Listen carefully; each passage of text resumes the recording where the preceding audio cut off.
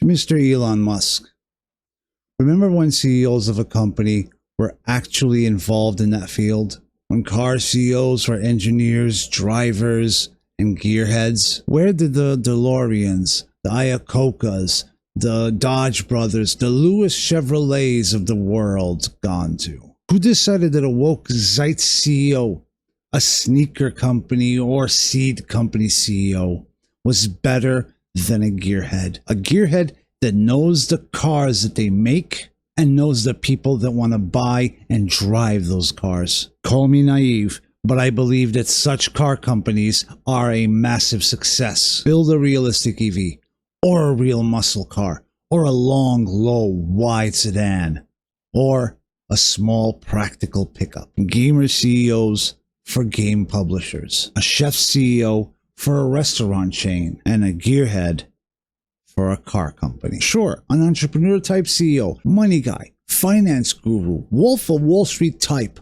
will raise share prices, be it by following ESG and getting that BlackRock investment, or by lobbying lawmakers to get that bill passed and potentially skyrocketing shares to the moon. But when you do that, your product is meaningless to history.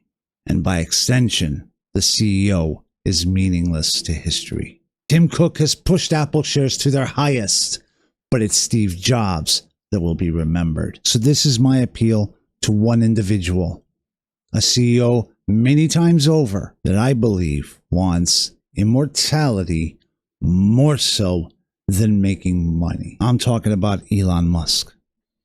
I'm talking to you, Elon Musk. Do you want to be behind something that stands the test of time? A cultural monument to engineering and the American spirit? This is how you do it. Stellantis is looking to sell off underperforming brands under their ownership. Translation, they focus solely on ESG scores, driving share values temporarily higher and pleasing investors, but forgot to deliver a product that customers want, that people want, regular people. Rumors are that BYD is interested in buying Chrysler, one of the big three, a car company that built cars forever linked with the American spirit, freedom, and the power of self-determination. Does it feel right to you that this piece of American history and culture is soon to be owned by China, where freedom is 404 not found, where 440 is your social credit score if you even think about the freedom and history that these brands are built upon? I've heard the call.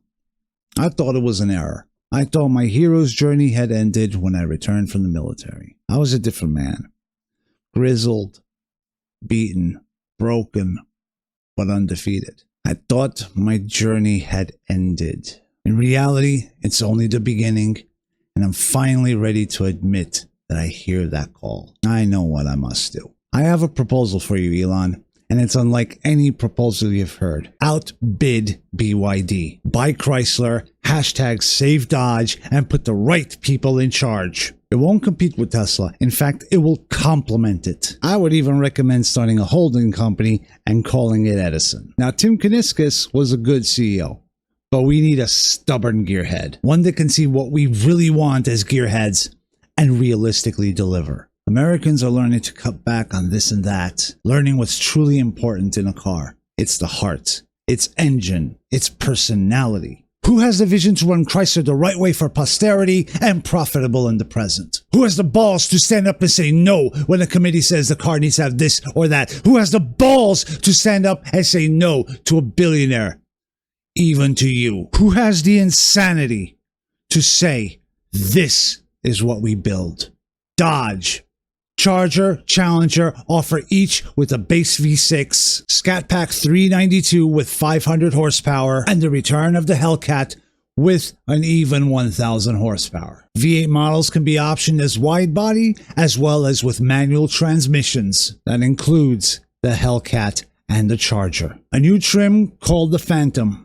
Charger or Challenger, wide body or narrow body, offered with a manual transmission, no sunroof, crank windows, cloth seats, basic raw power for $48,000. For the Durango, the Phantom trim would focus on simplicity and durability because kids are messy, but your car doesn't have to be. And of course, with optional rally stripes, no extra charge. Chrysler, the return of the Imperial. Longer, wider, lower than the Charger. 550 horsepower, 200 miles an hour. Luxury, bank vault quality, and respect.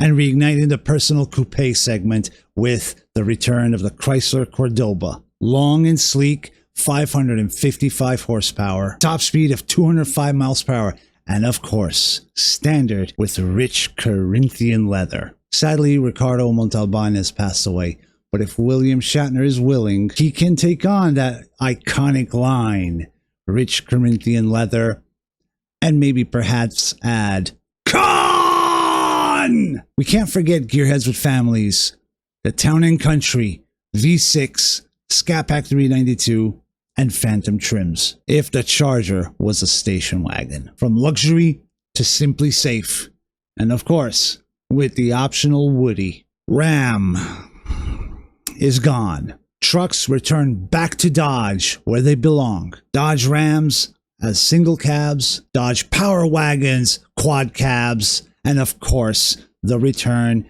of the Hemi-powered TRX, both available as a single cab as well as a quad cab. 999 horsepower for the TRX, because Dodge needs to be able to say that we build the fastest truck. Jeep returns to its basics. Wranglers, 2 doors, 4 doors, hardtop, soft top, base 4-cylinder 4x4, V6 4x4, and later down the road, possibly the return of the 392 Hemi V8. Jeep should be the brand that hardworking Americans turn to, just like our soldiers did back in World War II. So the Jeep Gladiator will be smaller, lower, more affordable, available in 2-wheel drive or 4-wheel drive, manual or automatic. The return of the mini truck. And Jeep will also begin work on a replacement for the Humvee, because it's a Jeep and it can. The big change is Plymouth. Plymouth, for the lowest price, best performance you can get.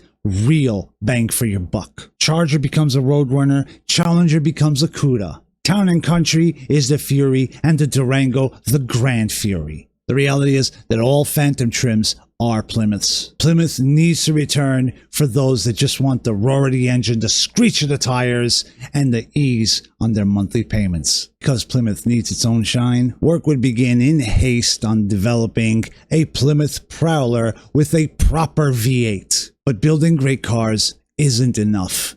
In a complex financial world, we need to think outside the box. So whenever you buy a Chrysler, Dodge, Jeep, Plymouth vehicle, you get a certain number of Edison shares. You can take control of horsepower and economic power, shift gears and shift financial influence from hedge funds to Hemis, and ultimately back in the hands of the American people. I can see it now, 20 years down the road. All original Dodges being sold with everything original.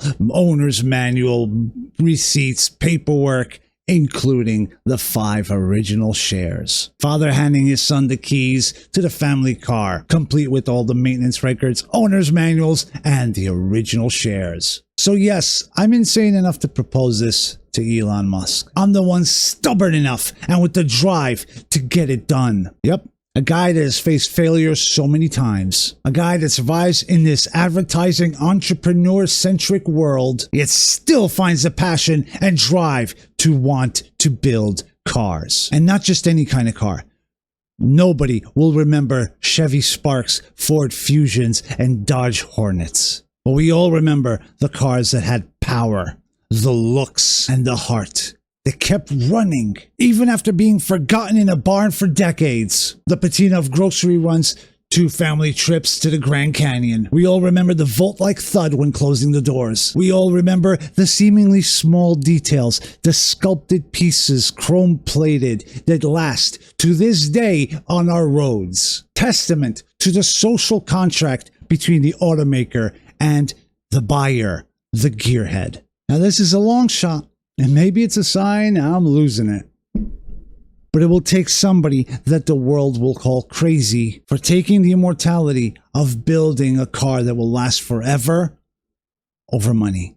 It's a long shot because the world is against us. Be it for speaking our minds, choosing our news, our entertainment, or just how we want to get around. It's a long shot because if we fail, we all fail. To other channels out there, I want to say this. Let's not muddy the waters. We know that Elon Musk has advisors looking into this matter. But if all he sees are silly ideas of Tesla vipers, it will be a false sense of what is actually important and viable. And mark my words, if Tesla blends and mixes with any part of Chrysler, both of them will fail. They must retain their individuality and their brand culture. So share this video if you want to hashtag save Dodge. Share this video if you want to see a return of the American automobile. Share this video to put other brands on notice so they too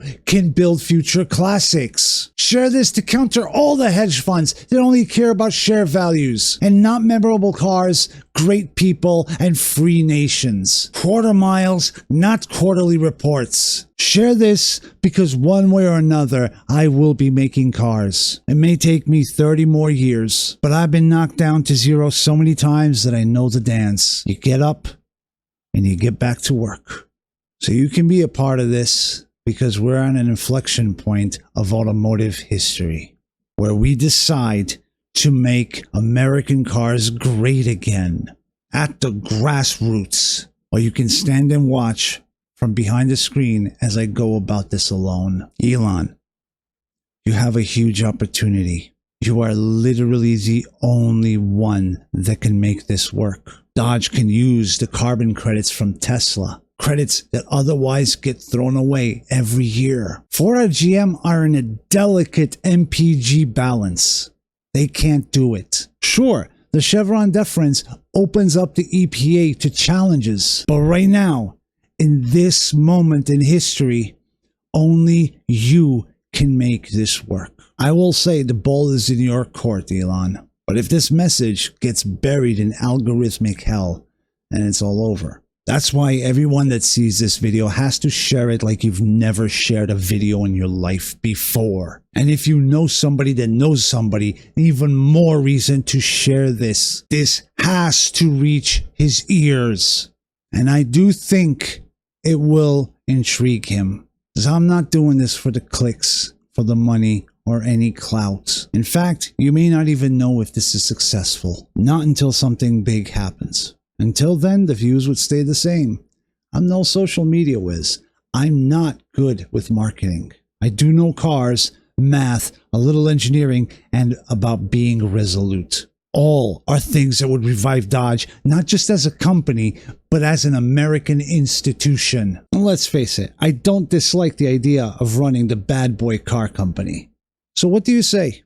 You once jumped on Doge. Maybe now it's time to jump on Dodge. It's the perfect meme to go down in history. And if you take this idea without me, I won't lie. I'll be disappointed. But if it leads to American cars making a huge comeback, and at the end of the day, I'm okay with that. I hope this message finds you and yours well. Sincerely, Alex from Rip Roaring Garage.